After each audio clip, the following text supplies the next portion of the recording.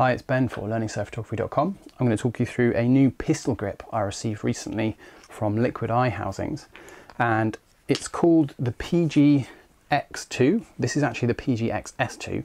Very similar designs, just slightly different sizes for the different ranges of housings that they make.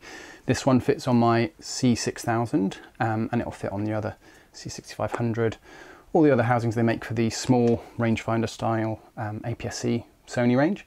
And they do the PGX2, which fits on the slightly bigger ones for the full frame cameras, etc. But essentially they're the same thing and they work the same way. So let's talk you through this. I'll show you, where am I? There we go.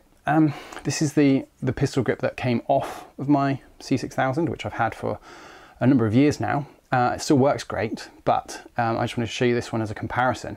So as you can see, the original one I had a little bit shorter, about the same sort of length, I suppose, and obviously it screws on to the same mounting points on the housing, so it's the same base size, and they work in a similar way, except if you look at this one, that pull in. So what happened there was halfway down would be autofocus, and then all the way down would be shutter release, and it's one kind of continual sliding motion, and the resistance does ramp up as you go up, so it does mean that it's easier to pull the first section to do autofocus, and then a little bit harder, more resistance to get the shot fired. But what they do on this new version is a bit different. It still has a nice, quite a nice length of throw, but if you see this, it really takes very minimal effort at all to come back this first section, and what that's doing is triggering the autofocus of the camera, and then when you want to fire the shot, it's a proper click, very tactile, really obvious that you've hit that point.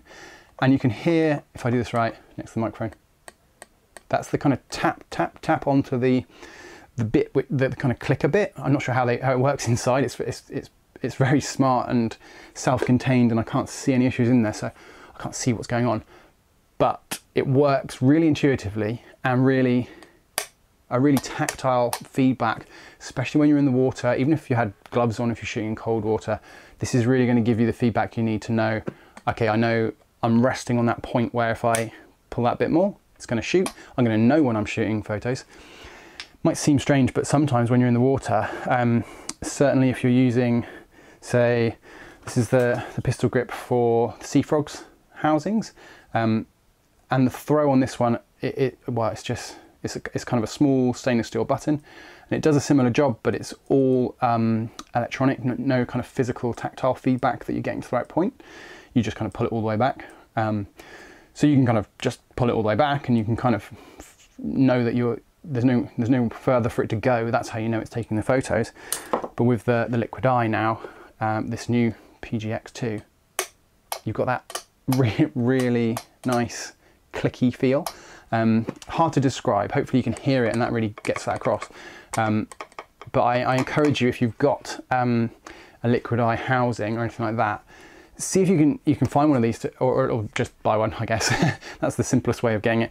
But see if you can get one. If you've ever found that there was an issue with not realizing when you were at the right point to really pull the trigger, or maybe you shot some frames early, this is going to solve that problem. It's in the kind of blurb on the website, it does state that it's been redesigned ergonomically, and I do think this is like a rubbery texture. This section here is like polyurethane. It's kind of the standard, same sort of thing as the housing, nice hard solid plastic. This feels super durable. It certainly doesn't feel like anything in there is going to come away or break or anything like that. But this bit is very rubbery texture, so that gives you a nice solid grip, and the kind of ribs down it obviously improve your grip on it in terms of if the housing is ever going to be leaving your hand, that's going to help stop that as well. So I think all around it's a really well balanced, really sensible design. I like the this tapered bit because with like a dome port, it does hang down a bit, and I'll show you a picture of my housing with the dome port with this older pistol grip, which because I'm using a particularly small dome port, the smallest one, because it's compatible with the smallest fisheyes, and I really like that, then it does come quite close to the trigger on this one, and this kind of wedge-shaped section here separates that a bit. I'm guessing there's some sort of mechanical stuff going on in here which necessitates this perhaps, but I think it does work kind of ergonomically, and I think it certainly doesn't take anything away. I don't think there's any downside. If you're upgrading from the old pistol to this one, no downside as far as I can see.